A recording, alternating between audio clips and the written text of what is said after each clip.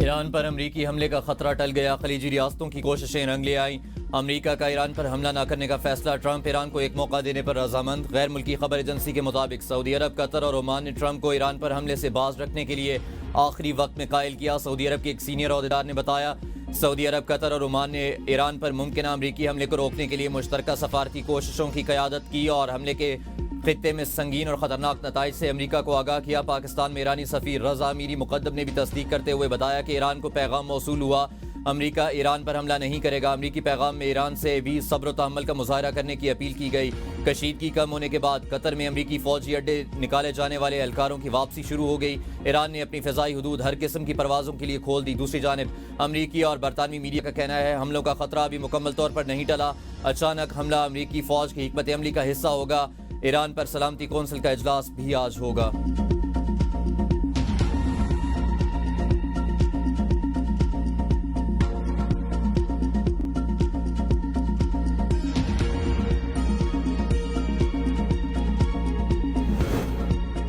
مظاہرین کے خلاف کریک ڈاؤن کا الزام، امریکہ نے ایرانی حکام پر پابندیاں عائد کر دیں۔ امریکی وزارت خزانہ کے مطابق پابندیوں کی زد میں آنے والوں میں ایران کی سپریم نیشنل سیکیورٹی کونسل کے سیکرٹری علی لاریجانی کے علاوہ پاسداران انقلاب اور قانون نافذ کرنے والے اداروں کے اعلیٰ کمانڈر شامل ہیں۔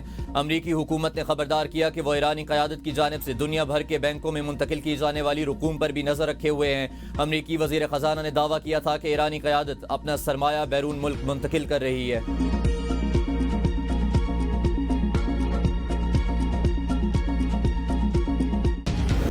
ایران میں پھانسیوں کا کوئی منصوبہ نہیں، ہلاکتوں کا سلسلہ رک گیا۔ صدر ٹرمپ کا اعتراف، اوول آفس میں میڈیا سے گفتگو میں کہا، آج بڑے پیمانے پر پھانسیاں طے تھیں جو منسوخ کر دی گئی۔ مظاہرین پر تشدد کیا گیا تو جواب دینے پر مجبور ہوں گے۔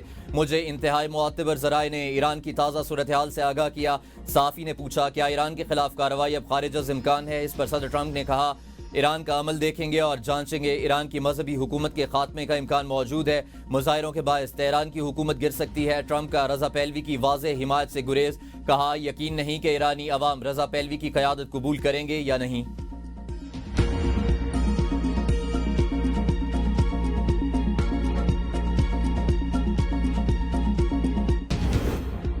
امریکہ جون جیسی غلطی نہ دہرائے، ہمارے عزم کو بمباری سے نہیں توڑا جا سکتا۔ ایرانی وزیر خارجہ عباس عراقچی کا امریکی ٹی وی کو انٹرویو، کہا ایران میں امن قائم اور صورتحال قابو میں ہے۔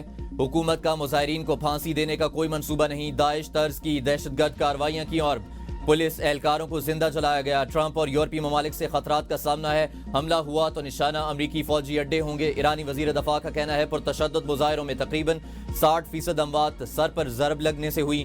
ملک دشمنوں نے مذہبی اور ثقافتی مقامات پر حملے کیے۔ مظاہروں کے دوران 150 سے زائد دکانیں تباہ کی گئیں۔ یہ احتجاج معاشی مسائل کے لیے نہیں بلکہ شرپسندی پھیلانے کے لیے منظم کیے گئے تھے۔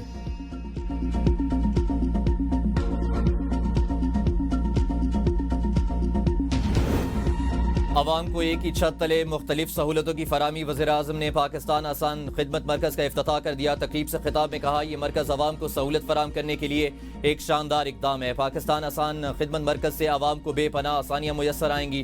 خدمت خلق سے دین اور دنیا دونوں میں کامیابی ملتی ہے۔ ون ونڈو سینٹر سے عام شہریوں کو بڑی سہولت ملے گی۔ بزرگوں، نوجوانوں اور خواتین کو بلا رکاوٹ سہولیات میسر ہوں گی۔ وزیر اعظم کا ون ونڈو سروس سینٹر کی مزید توسیع کا اعلان، کہا یہ منصوبے تحفے کے طور پر آزاد کشمیر اور گلگت بلتستان کو دیے جائیں گے۔ ملک کے دیگر حصوں میں بھی مزید سینٹرز قائم کیے جائیں گے۔ خوش اخلاقی، مسکراہٹ اور الرٹ سروس کامیابی کی کنجی ہے۔ وزیر اعظم کی افتتاحی تقریب میں شرکت کے لیے آئے ہوئے آذربائیجان کے وفد سے بھی ملاقات۔ وزیر اعظم سے کمیونسٹ پارٹی آف چین کی نائب وزیر کی بھی ملاقات۔ وزیر اعظم نے ون چائنا پالیسی کے لیے پاکستان کے غیر متزلزل عزم کا اعادہ کیا۔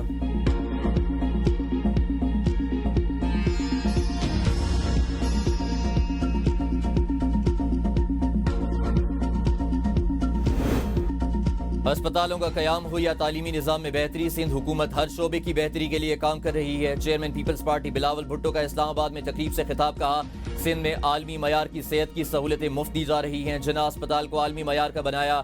NICVD میں دل کے امراض کا علاج مفت کیا جا رہا ہے۔ سندھ حکومت نے اپنے دور میں درپیش ہر چیلنجز کو بہتر طریقے سے نمٹا۔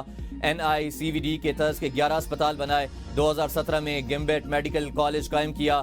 سندھ میں تعلیم کے شعبے کے لیے بھی اقدامات کیے۔ صوبے میں اس وقت 30 جامعات ہیں۔ وزیر اعلیٰ سندھ مراد علی شاہ نے کہا، سندھ حکومت عوام کی فلاح و بہبود کے لیے کوشاں ہے۔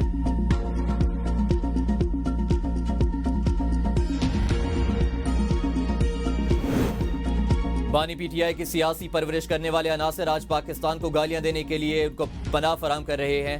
وزیر دفاع خواجہ آصف کا ٹویٹ کہتے ہیں ان کا مقصد یہی ہے کہ یہ ملک خداداد کو دوبارہ ان کے تابع ہو, ان کا پسندیدہ چہرہ ایک بار پھر اقتدار میں آ جائے. 9 مئی کی فوجی تنصیبات پہ حملہ انہی مقاصد کے حصول کی کوشش تھی. فرق واضح ہے, بانی کے دور میں جب بھارت نے حملہ کیا تو ابھینندن کو راتوں رات واپس کر دیا گیا. مئی 2025 میں جب بھارت نے دوبارہ جارحیت کی تو پاکستان نے فتح کی تاریخ رقم کی. دنیا حیران رہ گئی. وہی پاکستان جسے کچھ سال قبل کمزور ظاہر کیا جا رہا تھا آج اللہ کے فضل سے مضبوط, باوقار اور باعتماد نظر آیا. دشمن آج بھی طاق میں ہے, ہمیں جاگتے رہنا ہوگا. بیرون ملک بیٹھے نام نہاد پاکستانی طالبان سے نام نہاد محبت بھرے مذاکرات کے حامی در حقیقت وطن عزیز کی ترقی اور امن کے دشمن ہیں.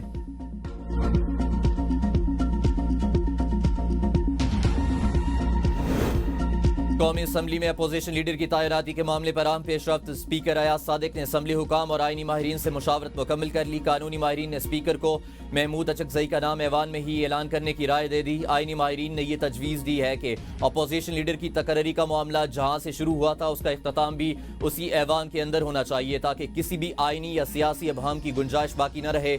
اسمبلی ذرائع کے مطابق اپوزیشن لیڈر کی تقرری کے اعلان کے بعد محمود اچکزئی کو ایوان میں خطاب کی دعوت دی جائے گی.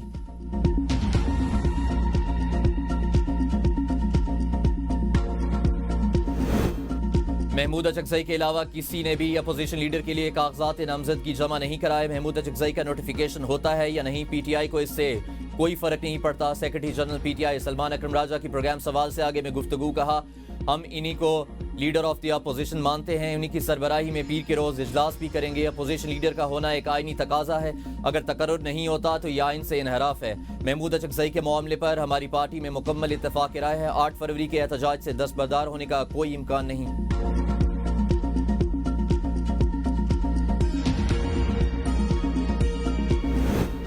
تحریک تحفظ آئین پاکستان نے 8 فروری کو ہڑتال کی باضابطہ کال دے دی. اعلامیہ جاری کر دیا گیا. 8 فروری کو الیکشن میں عوامی مینڈیٹ کی پامالی کے خلاف ملک گیر ہڑتال کی جائے گی. تحریک کی مرکزی کوارڈینیشن کمیٹی ہڑتال کی نگرانی کرے گی اور رابطہ کاری کے فرائض انجام دے گی. کمیٹی تمام صوبائی و علاقائی کمیٹیوں کے ساتھ براہ راست رابطے میں رہے گی. ہڑتال کو یقینی بنانے کے لیے تمام صوبائی علاقائی اور ضلعی کمیٹیوں کو احتجاجی مہم چلانے, شٹر ڈاؤن کو منظم کرنے اور پہیہ جام کی مؤثر منصوبہ بندی کی ہدایت. کمیٹیاں فوری طور پر عوام, تاجروں, طلباء, وکلاء اور دیگر پیشہ ورانہ تنظیموں سے رابطہ قائم کریں گی.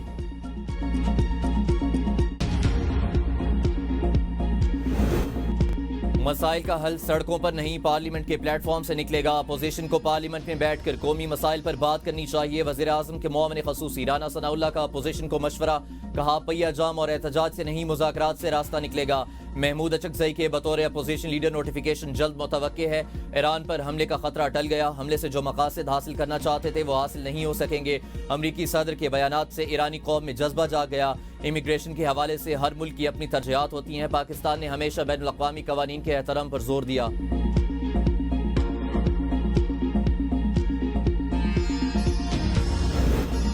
ترکیہ نے پاکستان اور سعودی عرب کے ساتھ دفاعی معاہدے میں شمولیت کے لیے مذاکرات کی تصدیق کر دی. ترک وزیر خارجہ کا کہنا ہے دفاعی اتحاد یا سیکیورٹی معاہدے پر مذاکرات ہو رہے ہیں, ابھی تک کوئی رسمی معاہدہ طے نہیں پایا. صدر رجب طیب اردوان کا ویژن وسیع اور جامع ہے جس کا مقصد ایک بڑا علاقائی پلیٹ فارم قائم کرنا ہے جو صرف 3 ملکوں تک محدود نہ ہو. مشترکہ سیکیورٹی تعاون صرف معاہدوں سے نہیں بلکہ خلیجی اور علاقائی ممالک کے درمیان باہمی اعتماد سے ممکن ہے. خطے کے طویل المسائل کی بڑی وجہ ملکوں کے درمیان اعتماد کی کمی ہے جس نے بیرونی طاقتوں کی مداخلت اور اندرونی انتشار کو جنم دیا. اگلے مرحلے میں مصر کی شمولیت کی بھی تجویز ہے.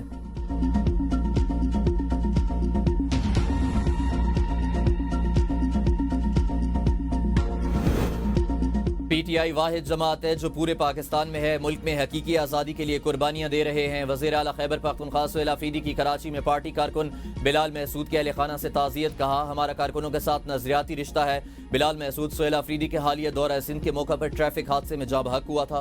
سہیل آفریدی واپس اسلام آباد پہنچ گئے.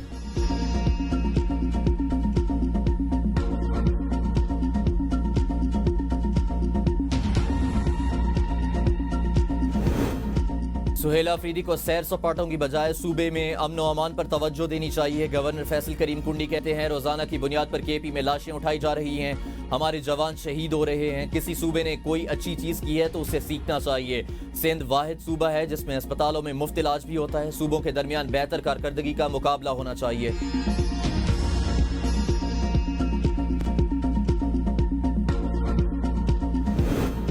वफाकी वज़ीर दाखिला मोहसिन नकवी और वज़ीर आला बलोचिस्तान सरफराज बुगटी की शहीद मेजर अनवर काकड़ की रिहाइशगाह अहमद अली खान से मुलाकात। जाम शहादत नोश करने वाले मेजर अनवर काकड़ की अजीम कुर्बानी को ज़बरदस्त अल्फाज में खराज अकीदत पेश किया। वज़ीर आला बलोचिस्तान सरफराज बुगटी का शहीद मेजर अनवर काकड़ के भाई को सरकारी मुलाजमत देने का ऐलान। कहा एक स्कूल को शहीद के नाम से मंसूब किया जाएगा। मोहसिन नकवी ने कहा शहीद मेजर अनवर काकड़ और आप हमारे सर का ताज हैं। शुहदा के खून का एक एक कतरा वतन के तहफ़्फ़ुज़ की ज़मानत है।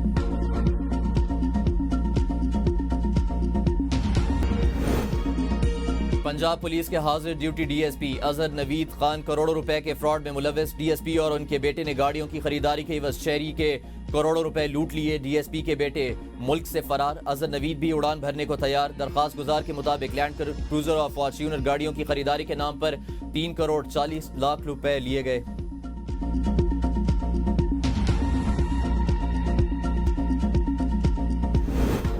हुकूमत का आइंदा 15 रोज के लिए पेट्रोलियम मसनूआत की कीमतें बरकरार रखने का फैसला। पेट्रोलियम डिवीजन ने कीमतों से मुतालिक नोटिफिकेशन जारी कर दिया। पेट्रोल की कीमत 253 रुपए 17 पैसे, डीजल की कीमत 257 रुपए 8 पैसे फी लीटर बरकरार रहेगी।